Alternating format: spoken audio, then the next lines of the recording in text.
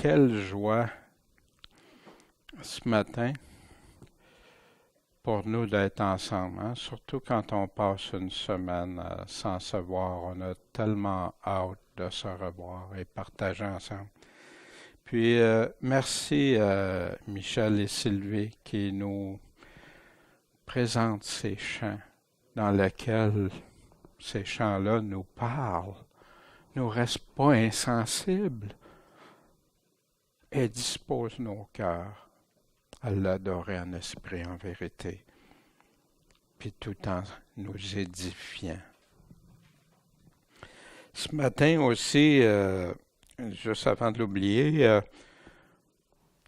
il y a les frères et sœurs de Saint-Henri aussi qui veulent venir nous partager avec nous. Ça fait que dès que j'aurai des développements, on s'en parlera davantage au dîner, mais je ne veux pas l'oublier de vous le dire. C'était une belle nouvelle que quand nous ont partagé ça. Et ce matin, j'appelle ça pour moi retour aux sources. Retour à la source, Jésus-Christ. Pas parce que tout ce qu'on a fait, les autres lettres, ce n'est pas de Dieu, c'est pas ça du tout. Mais la source même. Pourquoi ces lettres-là, tout ce qu'on a lu, tout ce qu'on a regardé, ça vient d'où? Ça vient une seule source.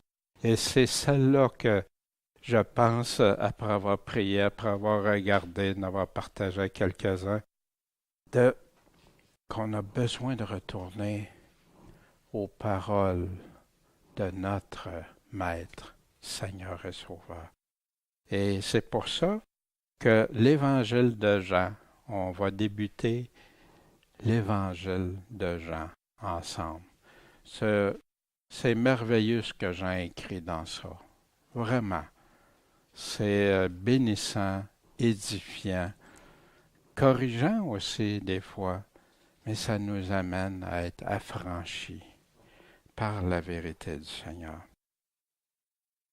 J'aime bien, moi, me rafraîchir la mémoire de ce que Jésus a établi lui-même par ses propres paroles, qu'il n'y a aucune contradiction, bien sûr, avec tout l'Évangile. C'est un tout, sa doctrine est un tout. L'Évangile que Jean a écrit répond directement à un commandement reçu de Jésus. Et Jésus, vous vous souvenez, dans ses dernières paroles, avant qu'il quitte, toute puissance m'a été donnée dans les ciels et sur la terre. Heureusement, hein? C'est lui qui a la puissance. On chantait ce matin. C'est à lui la puissance. C'est lui qui me rend fort quand je suis faible. Allez donc et instruisez toutes les nations, les baptisant au nom du Père, du Fils et du Saint-Esprit, et leur apprenant à garder tout ce que je vous ai commandé. Et voici, je suis avec vous tous les jours jusqu'à quand? À la fin du monde, pour toujours, tant que ce monde-ci va exister. Instruire, baptiser, apprendre à garder les commandements de Jésus, la doctrine de Christ, l'évangile de Christ. C'est cette valeur qu'on voit ça réducteur aujourd'hui qui réduisent l'Évangile. Marc nous confirme un commencement de quoi? De l'Évangile de qui? De Jésus-Christ, Fils de Dieu. L'Évangile, c'est ce que Jésus nous a laissé comme enseignement, comme commandement pour le chrétien. Puis c'est pour ça qu'on va voir dans l'Évangile de Jean aussi tous les critères, tout ce que Jésus nous a dit, les conditions pour ceux qui sont ses vrais disciples. Le but de l'écrit de Jean, on le voit vers la fin de l'Évangile, Thomas répondit, lui dit, « Mon Seigneur et mon Dieu. » Jésus lui dit, « Parce que tu m'as vu, Thomas, tu as cru. Heureux ceux qui n'ont pas vu et qui ont cru. Nous, on fait partie de cette catégorie-là, de ceux qui n'ont pas vu, mais qui croient. Et Jésus fait encore en présence de ses disciples plusieurs autres miracles qui ne sont pas écrits dans ce livre. Mais Jean précise pourquoi il a écrit son évangile. Et ces choses ont été écrites pourquoi, dans quel but, afin que vous croyiez que Jésus est le Christ, le Fils de Dieu, et qu'en croyant vous ayez la vie, comment? Par son nom, par lui. Son nom ne peut pas être détaché de ses enseignements. Tout va ensemble. L'auteur, c'est Jean, fils de Zébédée, que l'Écriture nous dit, qui était Zébédée, son père était pêcheur à Bethsaïda, puis Jean et ses frères travaillaient pour lui. Voici les noms des 12 apôtres que Jésus a choisis. Le premier, Simon, nommé Pierre, puis André, son frère, Jacques, fils de Zébédée, et Jean, son frère. Fait partie, Jean, c'est un apôtre choisi particulièrement par Jésus. Jésus savait. Il y a juste Judas, puis il nous explique pourquoi. Mais il savait pourquoi il a choisi des hommes de peu d'instruction souvent, des gens simples, mais des gens fidèles jusqu'à la mort. Puis aussi dans Acte 12, quand on avait vu le livre des Actes, le roi Hérode se mit à maltraiter quelques-uns de l'Église. Comment il est maltraité? Il fit mourir par l'épée Jacques, le frère de Jean. Ça, c'est assez tôt, hein? Parce qu'Hérode, cet Hérode-là est encore vivant. Il y a eu plusieurs Hérodes. Puis Jean a survécu à ça. Les écrits des premiers chrétiens sont tous unanimes. C'est l'apôtre Jean qui l'a écrit. On retrouve ça dans des écrits des années 100. Son appel de Jean, vous savez, en passant, je fais comme une introduction à l'évangile de Jean, pour qu'on ait, dans quel contexte et tout ça. Car son appel, la frayeur l'avait saisi, il parle de Pierre et tous ceux qui étaient avec lui, à cause de la pêche des poissons qu'ils avaient faite. Vous vous souvenez, Jésus nous a dit de pêcher. C'est de même que Jacques et Jean, fils de Zébédée, qui étaient compagnons de Simon. Et Jésus dit à Simon, n'aie pas peur, désormais tu seras pêcheur d'hommes vivants. C'est plus les poissons, tu vas aller pêcher des hommes. Tu vois, comme j'ai fait avec la pêche miraculeuse, toi, ça va être pour les hommes vivants. Et ayant ramené leur barque à bord, ils abandonnèrent tout et le suivirent. Ce que Jésus demande à ceux qui croient en lui. Es-tu prêt à me suivre? Es-tu prêt à abandonner même ta propre vie pour moi? Le contexte de l'Évangile selon Jean, en passant, ce n'est pas l'Évangile de Jean, hein? Des fois on dit ça, mais c'est l'Évangile de Jésus-Christ selon Jean.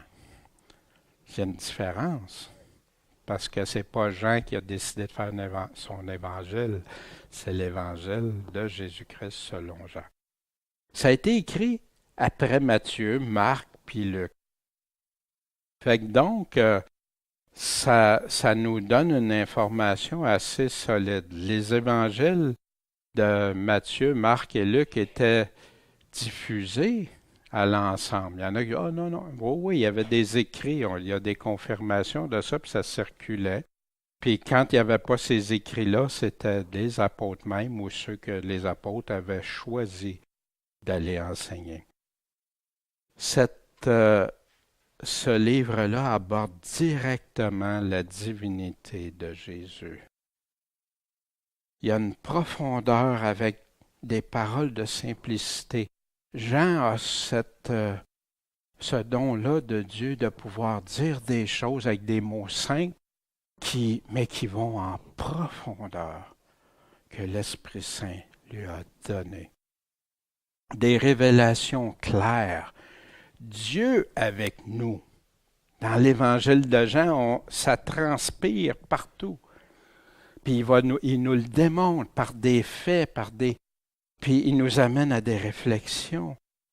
Dieu est révélé par Jésus-Christ. Dieu nous parle. Les mystères, les choses pas claires sont élucidées. Ça disparaît parce que Jésus est venu le dire. Tout est écrit pour en arriver à faire un choix, à prendre une décision, un verdict pour Christ ou pas.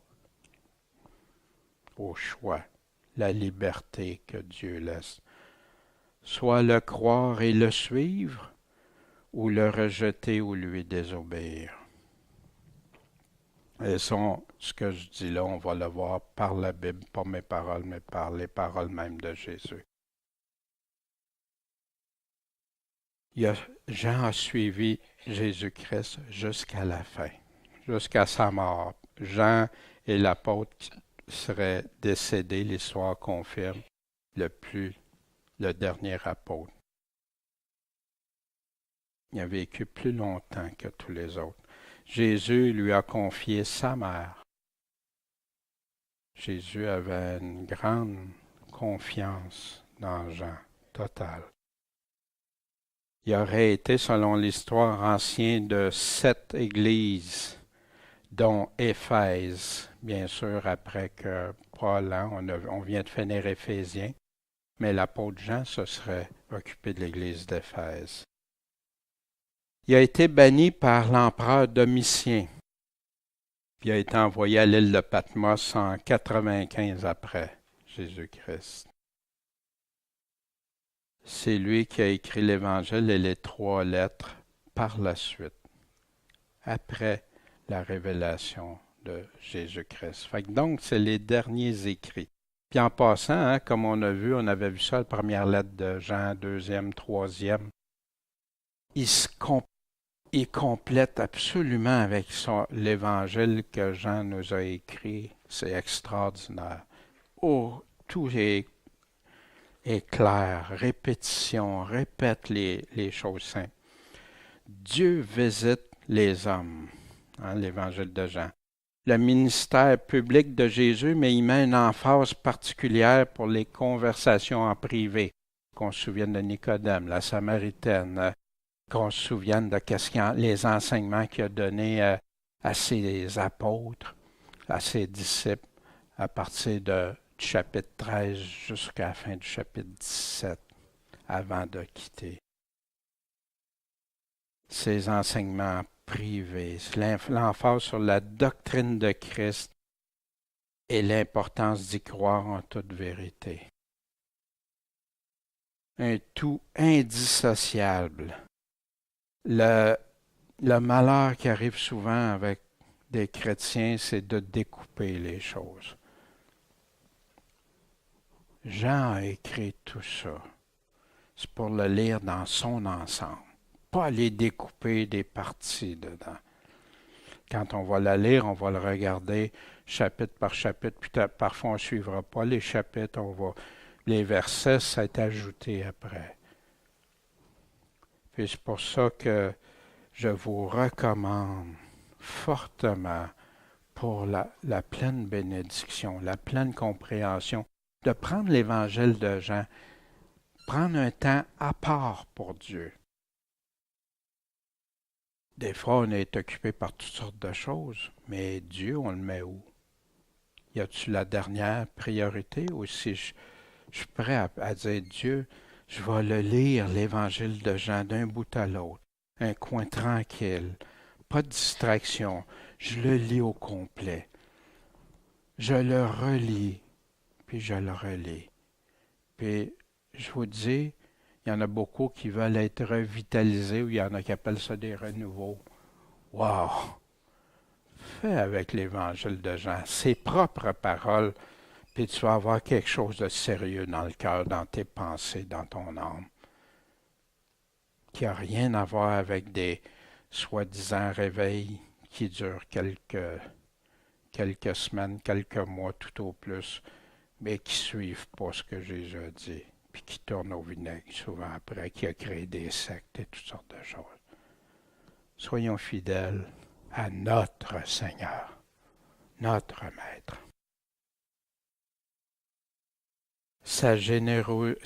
Pas générosité, oui, mais sa généalogie céleste. Dans Matthieu, Marc, Luc, on voit, surtout, excusez pas dans Marc, mais dans Matthieu puis dans Luc, la généalogie de Jésus-Christ terrestre, s'aligner sa descendance. Là, on va voir s'aligner sa descendance du Père, du Créateur. Puis il met un gros accent sur ça, puis c'est bénissant. Ça nous renforce dans notre foi. On va voir son rôle, sa mission, ses attributs, ses noms, son autorité, qui il est, vraiment, ses promesses, ses bénédictions, ses avertissements et les malédictions aussi qui peuvent en venir à ceux qui ne choisissent pas. Ses critères, ses conditions. Quelles conditions il met pour ses brebis? Ses miracles. Des miracles. Puis Jean en parle peu des miracles comparés à d'autres. Par exemple, Matthieu va en parler d'une vingtaine, Luc aussi, Marc. Marc, il me semble que c'était 18 de mémoire. Mais Jean va en parler de 8. Mais 8 miracles qui sont là pour amener à croire les attributs de Jésus-Christ. Puis on va le voir en faisant les chapitres. Sa mort et sa résurrection, bien sûr. Si important, si central. Ces derniers enseignements, on en a parlé tantôt. Puis les prophètes l'avaient annoncé à partir de Genèse 3,15 aller jusqu'à Zacharie 14. Cet évangile de Jean, il se distingue. Il omet de répéter certaines précisions de Matthieu, Marc et Luc. Mais c'est très compréhensible aussi. En tout cas, il écrit ça longtemps après les autres qui sont déjà connus. Fait que oui, il va traiter de même sujet et tout ça, mais il va mettre une prépondérance. Puis Jean, il complète, il harmonise, il va donner les compléments. Pas de nouvelle doctrine, aucune nouvelle doctrine, mais il va nous amener d'autres choses pour nous amener à une meilleure compréhension encore, à une plénitude. Puis c'est là qu'on voit que c'est conduit par Dieu. Dieu connaît toutes choses, puis Dieu sait.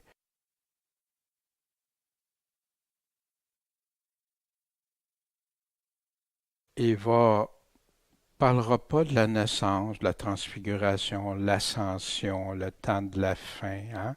Le temps de la fin, on a ça dans Matthieu 24, Marc 13, Luc 17 et 21. Mais dans Jean, on ne l'a pas. Puis au début, je me demandais, mais comment ça que Jean, il ne parle pas de ça?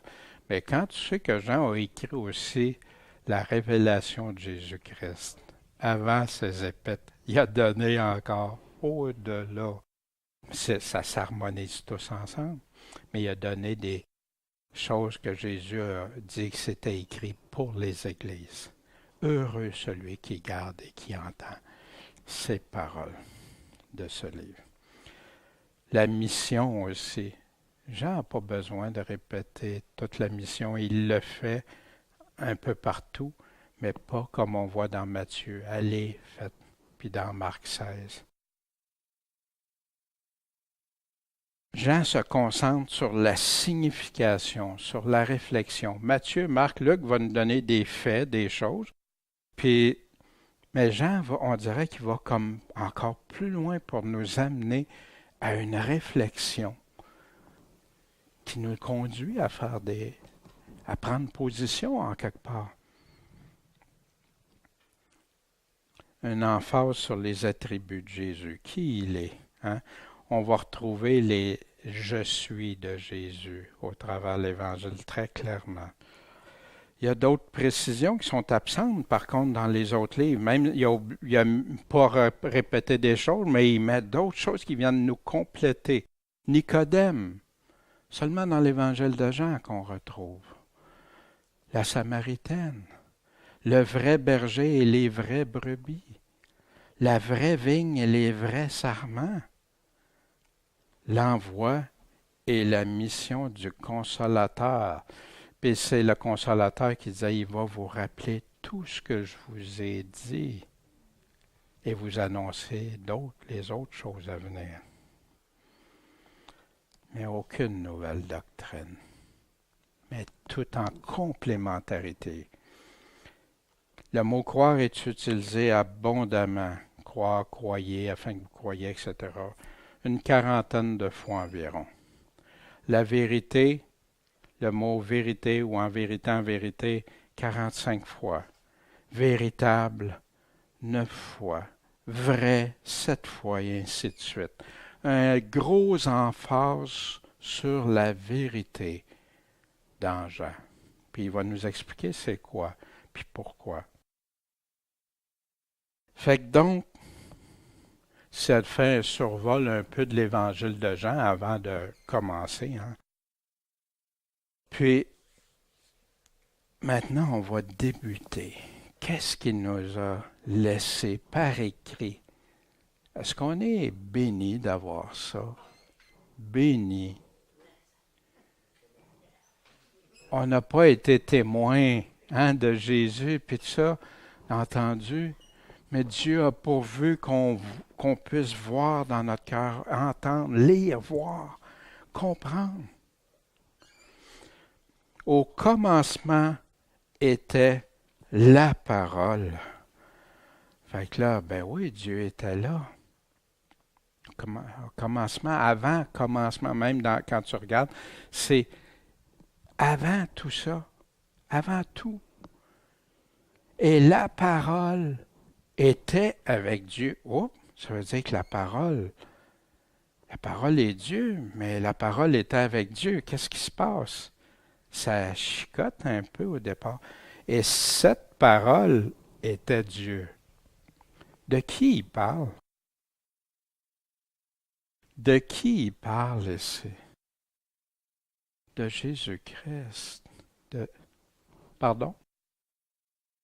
Il nous parle clairement. La parole était avec Dieu et cette parole était Dieu. Fait en partant, première phrase que Jean nous dit, Jésus égale Dieu, Dieu égale Jésus, avec, ensemble, unité. Elle était au commencement avec Dieu. Il veut tellement être certain. On le revoit et elle se répète.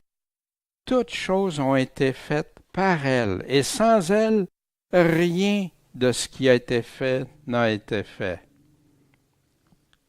Il affirme que Jésus était le Créateur. Au commencement, Dieu créa les cieux et la terre. À notre image, comme nous, on le voit répéter. Au commencement, dans Éphésiens qu'on vient de terminer le livre, et pour mettre en évidence devant tous quelle est la communication qui nous a été accordée du mystère qui était caché de tout temps en Dieu, lequel a créé toutes choses par Jésus-Christ. On ne peut pas dissocier, on ne peut pas séparer. Colossiens, il est avant toute chose et toute chose subsiste par lui. C'est impossible d'enlever Jésus-Christ. Impossible. Puis c'est malheureux qu'il y a des dénominations qui le font. Au commencement, Dieu créa le ciel, les cieux et la terre. Hein? Fait que c'est clair. Dans Hébreux 1,8. Mais quant au Fils, ô Dieu, ton trône demeure au siècle des siècles, l'éternité. Et le sceptre de ton règne est un sceptre, le bâton, hein, d'équité. Il n'y a pas d'injustice, il n'y a pas de péché, il n'y a pas rien. C'est de la droiture. Tu as aimé la justice et tu as haï l'iniquité. C'est pourquoi, ô Dieu, ton Dieu t'a oint d'une huile de joie. Ô Dieu, ton Dieu t'a oint d'une huile de joie. Hein? On peut-tu diviser ça? On peut-tu... Puis ça, c'est dans l'Ancien... C'est une citation de l'Ancien Testament. Ton Dieu t'a oint d'une huile de joie au-dessus de tes semblables. Et encore, c'est toi, Seigneur, qui as fondé la terre dès le commencement, et les cieux sont l'ouvrage de tes mains. Mais quant au Fils, la Bible, ceux qui veulent vraiment chercher dans la Bible, trouvent des réponses. La parole de Dieu, il nous parle de la parole de Dieu. Qui s'appelle la parole de Dieu? La Bible va nous répondre encore dans Révélation 19:13. Il était vêtu d'une robe teintée dans le sang, et son nom s'appelle la parole de Dieu. Ça, c'est au retour du roi des rois, du Seigneur des seigneurs. L'importance des paroles de Jésus. Jean 12:48. Celui qui me rejette et ne reçoit pas mes paroles, oui, il met les deux, a son juge. La parole que j'ai annoncée, ce que Jésus nous dit dans son évangile, dans sa doctrine, c'est elle qu'il jugera au dernier jour. C'est pas important? Comment les personnes peuvent croire en toutes sortes de choses, prêtes même à atténuer ou contredire ce que Jésus dit? Wow! Puis des gens qui se proclament Seigneur, Seigneur, puis qui disent être pour le Seigneur. C'est triste. Jésus répondit, si quelqu'un m'aime, si quelqu'un veut être en relation avec moi, si quelqu'un veut plaire au Père, s'il veut faire ma volonté, il gardera ma parole. Et mon Père l'aimera. Et nous viendrons à lui. Et nous ferons notre demeure chez lui. Celui qui ne m'aime pas ne garde pas mes paroles. Il peut les entendre, mais comme dans les 4 semences, la parabole des 4 semences, il y en a une seule catégorie qui est garde, qui porte du fruit. Et la parole que vous entendez n'est pas de moi, mais du Père qui m'a envoyé. Pourquoi Jésus disait ça? Pourquoi? Pour vraiment faire comprendre que quand je vous dis des choses, c'est le Père direct qui vous parle. Mais on va vérifier ça, ce que je vous dis. La parole de Dieu.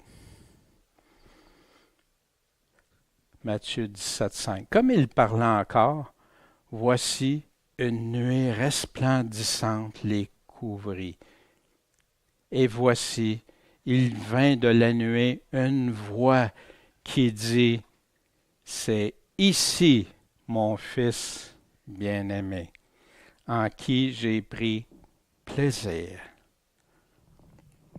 Écoutez-le. C'est lui que vous devez écouter.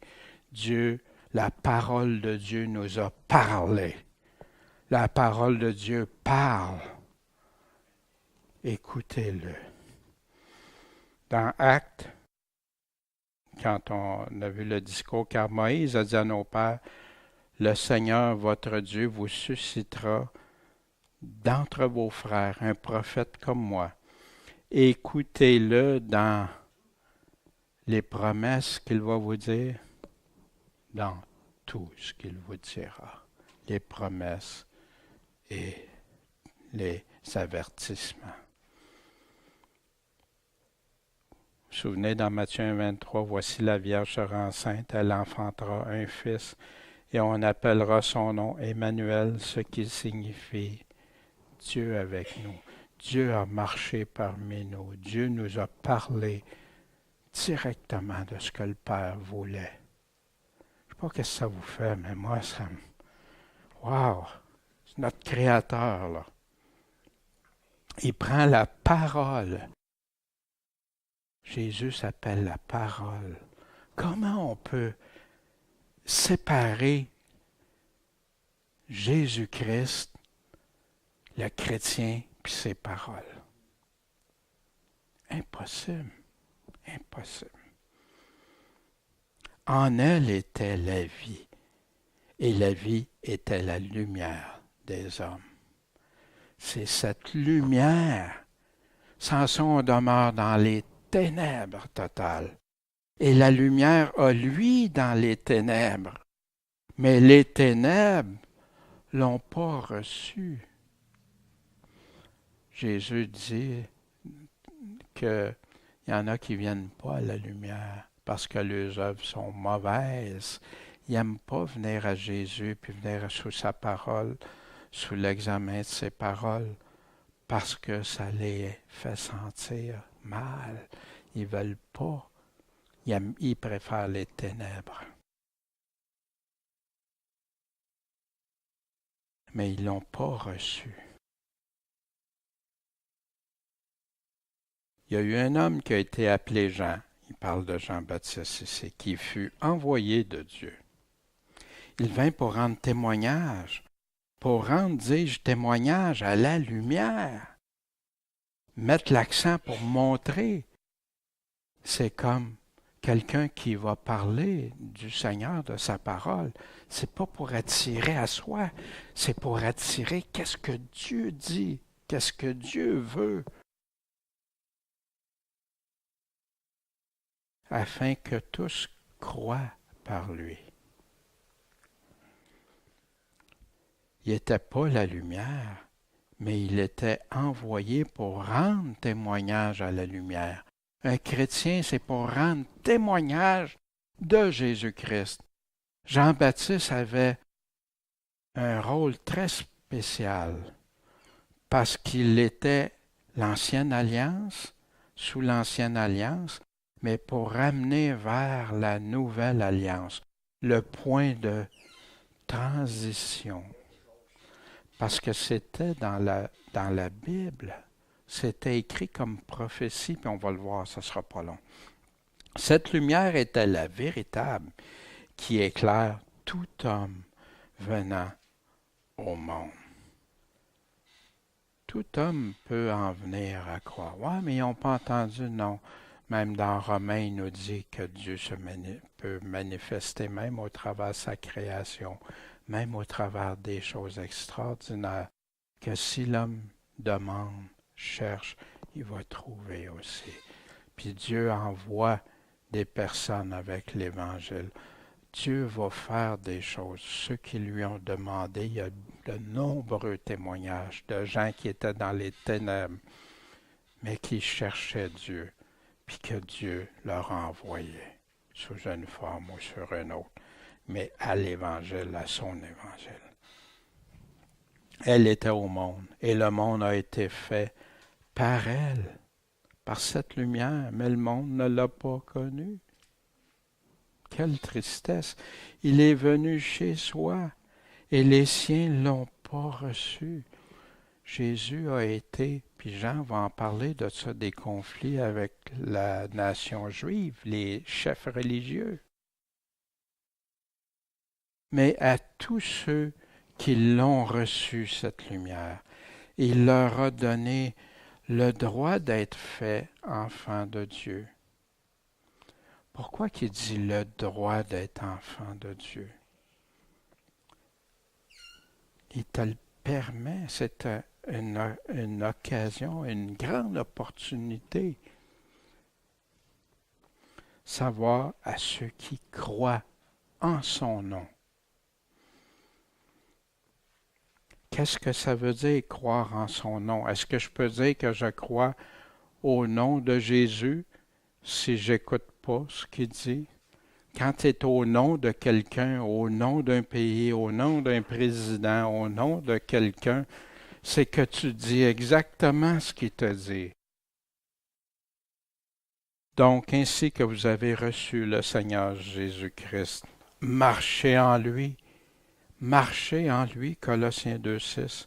On ne peut pas marcher n'importe comment. Puis il dit, ceux qui croient en son nom, lesquels ne sont pas nés de sang, ni de la volonté de la chair, ni de la volonté de l'homme, mais ils sont nés de Dieu. C'est Dieu qui leur accorde cette nouvelle naissance, parce qu'ils reçoivent ce que Jésus a dit. Ils le reçoivent. Ils reçoivent Jésus-Christ. Quand tu reçois quelqu'un, tu le reçois avec tout. Et la parole a été faite chair. Il reconfirme ce qu'il est en train de nous dire, mais elle a été faite chair. Elle a habité parmi nous. Et nous avons contemplé sa gloire. Une gloire comme la gloire du Fils unique du Père, pleine de grâce, pleine de faveur et de vérité. Recevoir Jésus-Christ et recevoir Dieu. Tu reçois ce que Dieu demande, tu reçois ce que Dieu te dit, tu reçois que Jésus devienne le moyen que Dieu lui-même a choisi comme moyen de salut, moyen de le suivre, moyen d'être avec lui. Recevoir sa vérité, recevoir ses paroles, puis y croire. Celui qui vous reçoit, me reçoit. Il disait ça à ses disciples qui allaient parler au nom de Jésus. Et celui qui me reçoit, reçoit celui qui m'a envoyé. 1.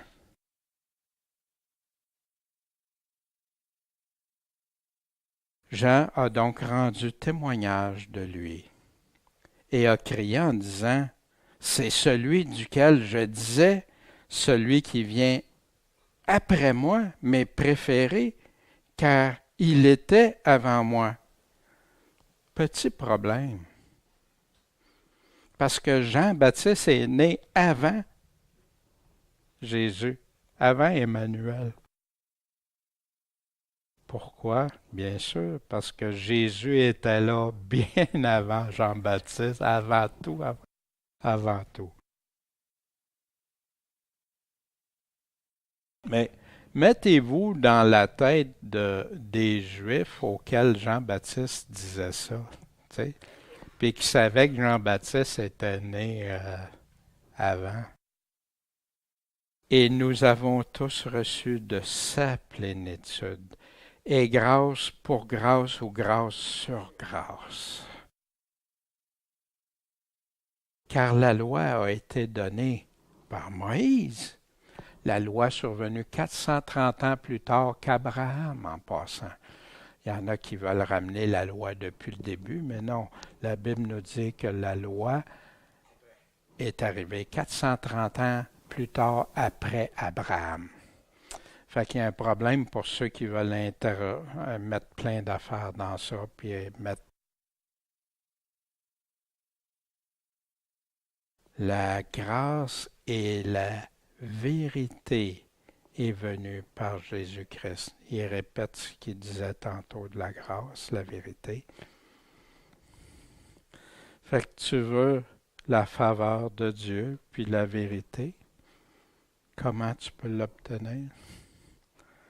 Par Jésus-Christ. Point.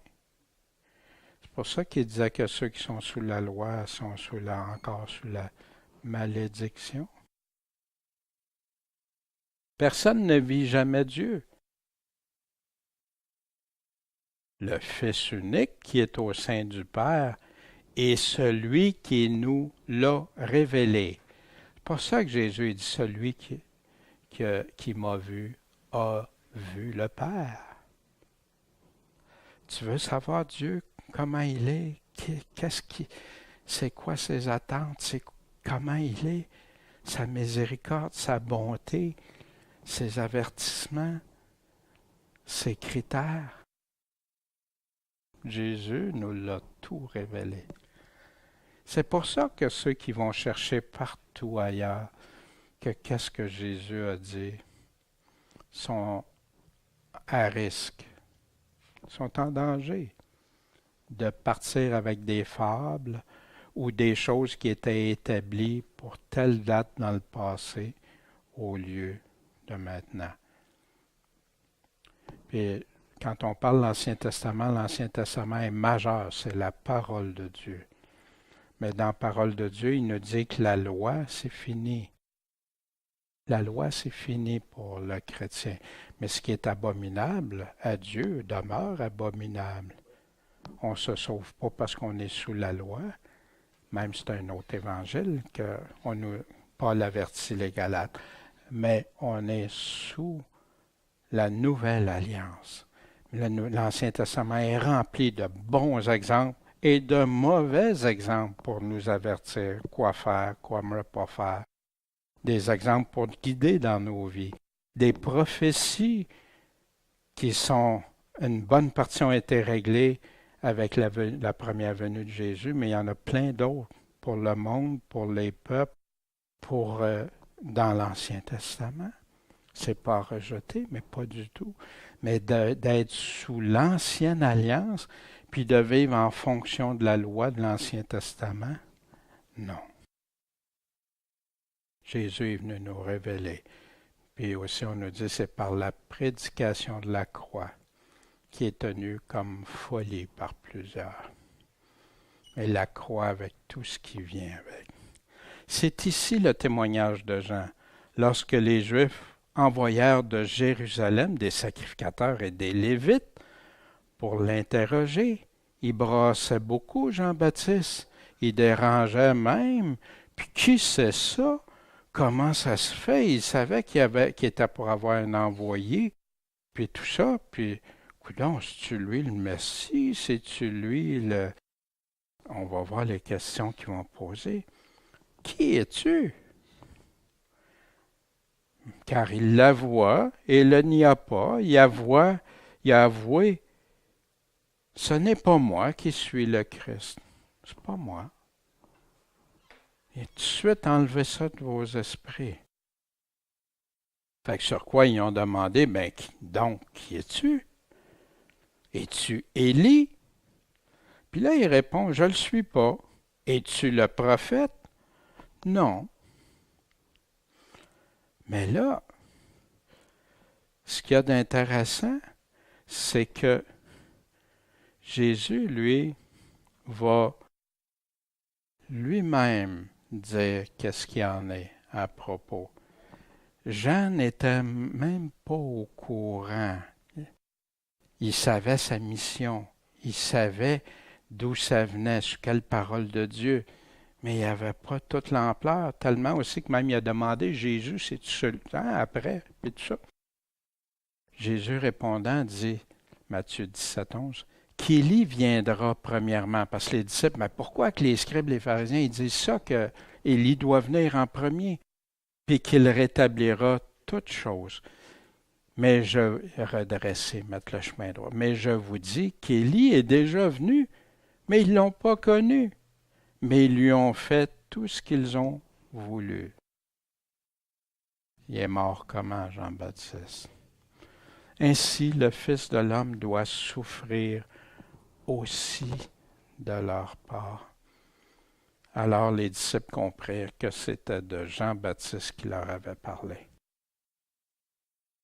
Vous savez, s'il y a des il y a certaines dénominations ou sectes là, que si ils prendraient en considération les paroles de Jésus, ils ne croiraient pas dans le prophète qui se prétend être un Jean-Baptiste ou l'Élie qui devait venir pour établir les choses avant le retour de Jésus. Armstrong, Branham, Ellen White aussi à un moment donné.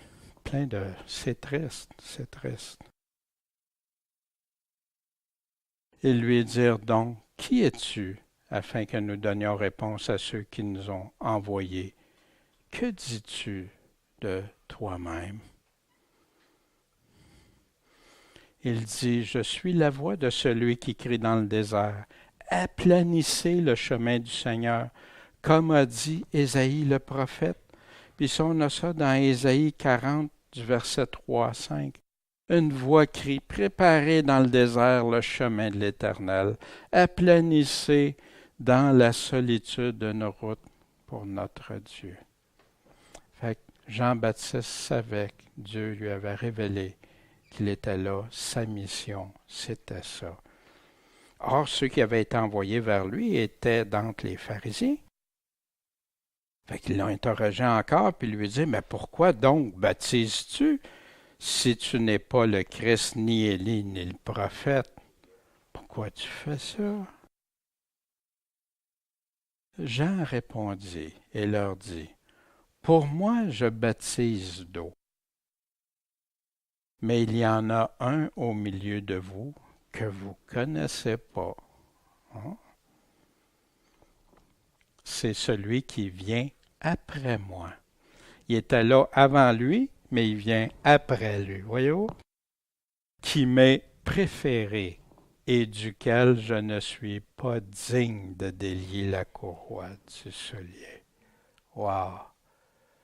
Jean-Baptiste était humble. Est-ce qu'il s'est pris pour un autre parce que Dieu lui avait confié une grande mission? Puis Jésus en reparle aussi beaucoup de Jean-Baptiste. Ces choses arrivèrent à Bethabara, au-delà du Jourdain, où Jean baptisait. Hein? Ailleurs, on nous dit parce qu'il y avait beaucoup d'eau. Le lendemain, Jean vit Jésus venir à lui et il dit, voilà l'agneau de Dieu qui ôte le péché du monde. Le voilà l'agneau, c'est plus un sacrifice sur l'autel, c'est plus des multitudes d'agneaux, c'est plus le prêtre qui lui-même pour ses propres péchés, non. L'agneau de Dieu. Wow! L'agneau de Dieu qui ôte le péché du monde. Sans cet agneau de Dieu, hey, j'ai entendu ça des centaines de fois quand j'étais jeune, puis j'en comprenais pas la signification et la portée. Wow!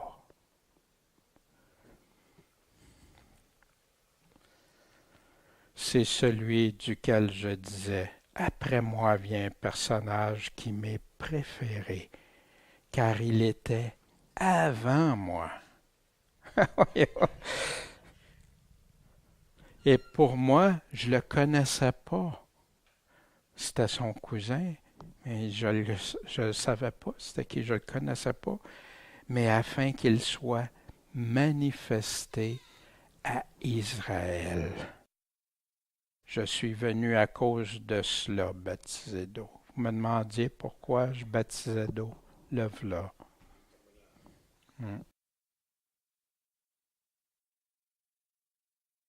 Jean rendit aussi témoignage en disant, j'ai vu l'Esprit descendre du ciel comme une colombe et s'arrêter sur lui. Et pour moi, je ne le connaissais pas. Mais celui qui m'a envoyé baptiser d'eau m'avait dit, celui sur qui tu verras l'Esprit descendre et se fixer sur lui, c'est celui qui baptise du Saint-Esprit. Le seul qui peut nous accorder cette nouvelle naissance, naître de l'Esprit, naître de nouveau par son Esprit. Et je l'ai vu, et j'ai rendu témoignage que c'est lui qui est le Fils de Dieu. Wow! Là, j'imagine ceux qui sont venus lui poser des questions. Il en parle dans Matthieu 3, verset 16, en Marc 1, chapitre 10, Luc 3, 22. Le lendemain encore, Jean s'arrêta, et avec lui 2 de ses disciples qui suivaient Jean-Baptiste. Fait que si ces 2 disciples qui suivaient Jean-Baptiste, ils étaient déjà au courant de quoi? Repentez-vous. Produisez des fruits de repentance. C'était pas n'importe qui, là, c'était des gens qui suivaient le langage de Jean-Baptiste, qui comprenaient, ils le suivaient, ils étaient avec lui. Et regardant Jésus qui marchait, il dit, voilà l'agneau de Dieu. C'est lui, là. Regardez-les, c'est lui. Et les 2 disciples qui l'entendirent tenant ce discours, et qu'est-ce qu'ils ont fait? Ils ont été suivre Jésus. Ils ont suivi Jésus. Mais c'est qui ces 2 mystérieux-là? Qui est-ce ces 2 disciples-là? Et Jésus se retournant, voyant qu'ils le suivaient, il leur dit, que cherchez-vous? Ils lui répondirent, Rabbi, c'est-à-dire Maître, où demeures-tu? Des fois, c'est Rabbouni, Rabbi. J'ai connu une personne qui se faisait appeler Madame Rabbouni, dans les Bahaïs. Quand elle est venue au Canada, c'est moi qui étais en charge de sa protection. Mais c'était la religion des Bahaïs. Je ne connaissais pas le Seigneur dans ce temps-là. Il leur dit, venez et voyez-le. Et ils allèrent et ils vinrent où il demeurait. Ils demeurèrent avec lui ce jour-là, car il était environ 10 heures. Ici, petite réflexion. Venez, puis voyez où je demeure. Ils ont été, puis ils ont vu, il demeurait. Fait qu'ils sont demeurés avec lui, mais il était environ 10 heures. Fait que la personne qui écrit ça, il y a des fortes chances qu'elle était présente pour avoir ce détail. À quelle heure? À quelle heure? Fait que ça peut nous aider à comprendre, parce qu'on va voir, il nous en décrit un des 2 disciples. Or, André, frère de Simon-Pierre, était l'un des 2 qui en avait entendu parler à Jean et qui l'avait suivi. Et celui-ci trouva le premier Simon, son frère, et lui dit, nous avons trouvé le Messie, c'est-à-dire le Christ. Mais il n'y a pas de mention du nom du 2e disciple. Et on va voir ça avec Jean. Jean est très discret. Et moi, je suis convaincu que c'est Jean qui est le 2e disciple qui était là. Et il le mena vers Jésus, et Jésus, ayant jeté la vue sur lui, dit, « Tu es Simon, fils de Jonas. Tu seras appelé Céphas, c'est-à-dire Pierre. » En passant, jamais Pierre le roc, jamais la pierre angulaire, tout. Non, on y reviendra à ça un peu plus tard. Et le lendemain, Jésus voulut aller en Galilée, et il trouva Philippe, auquel il dit, « Suis-moi. » Or, Philippe était de Bethsaïda, la ville d'André et de Pierre, où il était pêcheur, un village assez pauvre dans ces années-là.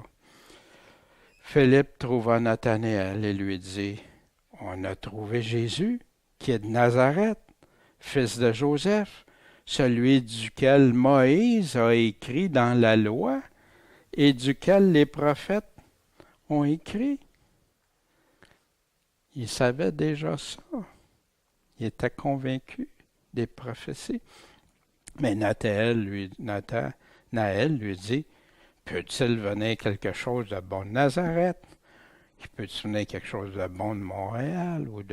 Voyez-vous un peu, parce que Nazareth n'avait plus, pour un homme juste et intègre, la réputation qu'elle a déjà eue de marcher pour Dieu. D'ailleurs, Jésus est venu rétablir ces choses avec les pharisiens et les sadducéens. Fait que Philippe lui dit, ben, viens, puis vois, constate-le toi-même, viens voir. Puis Jésus, quand il a aperçu Nathanaël, venait vers lui, il dit de lui, voici vraiment, en vérité, il aurait pu dire en vérité ou vraiment, vrai, un Israélite en qui il n'y a pas de fraude. Un homme intègre, un homme droit, un homme de vérité et non de mensonge. Nathanaël lui dit, d'où me connais-tu? Comment tu peux dire ça, Jésus? Tu ne me connais même pas. Mais Jésus lui a répondu.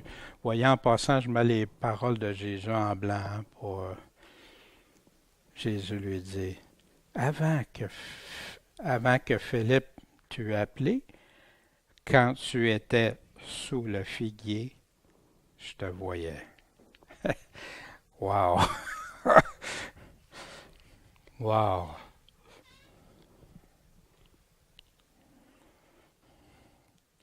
Avant. Nathanaël répondit, lui dit, Maître, tu es le Fils de Dieu. Tu es le roi d'Israël. Il n'y a personne qui peut savoir ça. Il n'y a personne qui peut avoir vu ça. Puis il savait très bien que Jésus était loin de lui.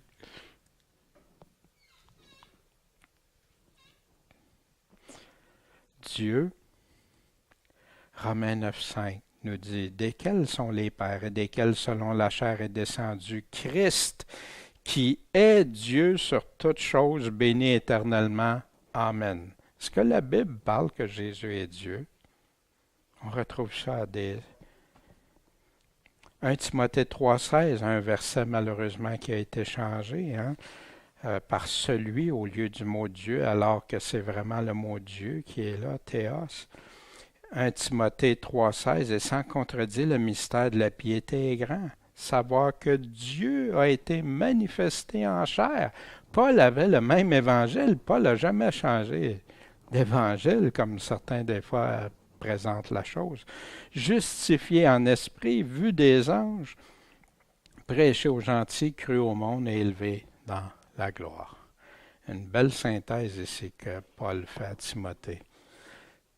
Puis dans 2 Pierre 1,1, Simeon Pierre, serviteur et apôtre de Jésus-Christ, à vous qui avez obtenu une foi de pareil prix avec nous. Vous avez la même foi, vous avez la même grande foi par la justice de notre Dieu et Sauveur Jésus-Christ. Ça vous fait du bien d'entendre ça, puis de lire ça. Ça fortifie-tu notre foi? Ça nous aide-tu? Et Jésus répondit et dit, parce que je t'ai dit que je te voyais sur le figuier, tu crois, Nathanaël? Tu verras de bien plus grandes choses que ceci. Jésus lui prophétisait les choses qui étaient pour venir, les miracles, les choses grandioses. Puis il lui dit aussi, en vérité, Jésus tranche et dit, il n'y a rien de plus vrai que ce que je suis en train de vous dire là. Je vous dis, désormais vous verrez le ciel ouvert et les anges de Dieu montant et descendant sur le Fils de l'homme. Qu'est-ce que c'est? Pourquoi qu'il dit ça? Nathanaël connaissait bien sa parole. Genèse 28, 12. Alors vous souvenez de Jacob? Il y a eu un songe. Et voici, une échelle était dressée sur la terre, et sur son sommet, et son sommet touchait aux cieux. Et voici, les anges de Dieu montaient et descendaient par elle. Vous verrez le ciel ouvert, les anges de Dieu montant et descendant sur le Fils de l'homme. Cette échelle, c'est le Fils de l'homme. Le seul qui peut nous donner accès au ciel. Une échelle parfaite. Une échelle ni trop longue ni trop courte. Imaginez. Imaginez ceux qui se font leur propre échelle.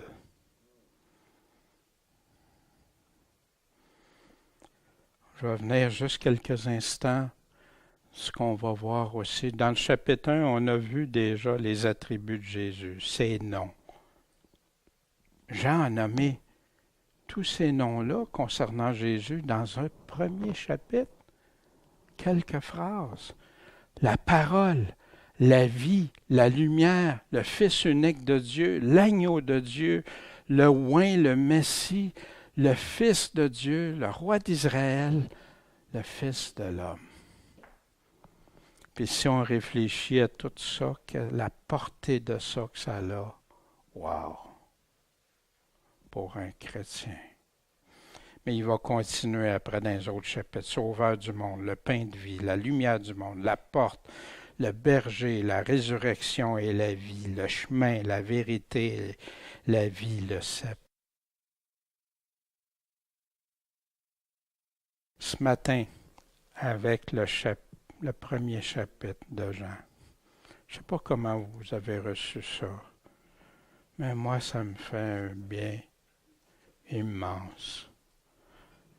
J'aime la parole de Dieu. Parfois, il y en a qui disent, tu peux trop aimer la parole de Dieu, tu ne peux pas trop aimer ce que la parole elle-même t'a laissé. Le psaume 119 en parle abondamment. On aime sa parole parce que ça vient de lui. C'est pas un livre qu'on vénère, qu'on va adorer un livre. Non, c'est ses paroles qu'il nous a laissées au travers d'un livre. Il a utilisé le langage qu'on comprend. Puis ce langage-là, c'est ce langage-là qui va nous juger après. Voyez-vous toute l'importance? Qui est la parole de Dieu? Je pense que Jean nous l'a expliqué très clairement. Et où est-ce qu'on la retrouve, nous, cette parole aujourd'hui? Heureux ceux qui croient sans l'avoir vu, mais qui ont son évangile.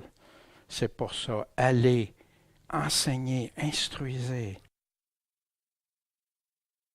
Obéis-tu à cette parole? Oui, amen.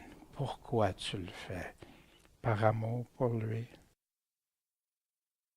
Non, pourquoi tu lui désobéis? Qu'est-ce qui est plus important? On est habitué au maintenant, hein? Maintenant, payer plus tard. Sauf que Jésus nous a mis beaucoup en garde sur ça. Maintenant, vis comme je te le demande. Puis je vais être avec toi. Suis-moi. Crois-tu au Fils de Dieu?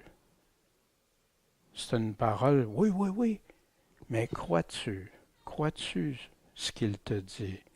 Crois-tu vraiment en lui? Que signifie croire en lui, en son nom? Il y en a beaucoup qui ne s'arrêtent jamais à réfléchir à ça. Qu'est-ce que ça veut dire? Je peux-tu dire, je crois, mais je ne crois pas ça. Je choisis ce que je veux. Pourquoi il y en a certains qui arrivent à dissocier de croire en Jésus, de rester collés à sa doctrine. Ils sont capables de la séparer. Ils ne présentent pas un évangile complet. Ils présentent un évangile découpé pour en arriver à ça. adhérence à sa doctrine, son évangile. Sur quelle autorité s'ils le font? Toi, le fais-tu pour certaines paroles de Jésus? Moi, je me suis rendu compte qu'à des places, je le faisais, puis quand j'ai constaté ça, Seigneur, pardon, pardon, puis maintenant, je veux marcher pleinement avec toi. Puis oui, il y a des combats. On l'a vu, c'est des combats être chrétien. C'est pour ça qu'on doit porter l'armure. Sur qui est mon autorité? Le Seigneur Jésus, mon propre cœur, ma chair, les autres, les enseignements de d'autres qui viennent à contredire ou amoindrir ce que Jésus nous dit? Quand est-ce que tu as lu seulement ce que Jésus nous a dit lui-même dans son évangile?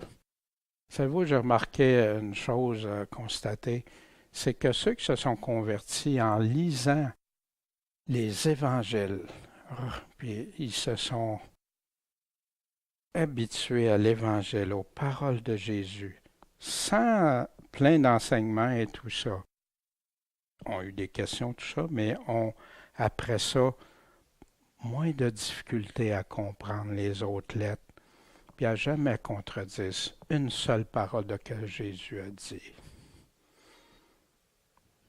Alors que d'autres qui ont été pigés ici et là sont en vulnérabilité. Parce qu'ils ont de la difficulté après ça à les comprendre, les paroles de Jésus. Ils trouvent les paroles de Jésus trop dures. C'est triste. Es-tu prêt à le refaire, à prendre cet engagement-là devant le Seigneur? Seigneur, je veux aller aux sources pures, à ta parole. Je sais que les apôtres n'ont pas pu rien dire de contraire à toi. Fait en prenant ces paroles, après ça, ce que les apôtres nous enseignent sont très fluides, très compréhensibles. Il n'y a plus de choses qui nous semblent. Puis en dernier, as-tu la bonne échelle? C'est qui ton échelle? Puis est-ce que tu respectes ces critères? Crois-tu en lui? Bon Père Céleste, on aimerait te remercier pour ta parole qui est si édifiante, qui fait tant de bien, Seigneur, puis qui nous est notre rocher, notre rempart, notre abri pour ceux qui t'aiment, ceux qui veulent t'écouter, t'entendre, garder ta parole. Seigneur, je te prie de bénir tous ceux et celles qui peuvent écouter aussi via Internet ou sur les différents autres moyens. Seigneur, parle-leur, réconforte-les, édifie-les. Puis si jamais il y a des erreurs, qu'ils puissent les voir au travers de ton évangile. Puis Seigneur, on te remercie de ce que tu sois là. C'est toi notre vrai prophète. C'est toi qu'on écoute maintenant. Tu es le seul sur lequel on peut se fier à 100% pour notre vie, notre âme, notre éternité. Merci pour tout, Seigneur Dieu. Puis mets-nous à cœur tous de te suivre fidèlement. En ton saint nom, Maître, Seigneur et Sauveur Jésus-Christ. Rabbi. Amen.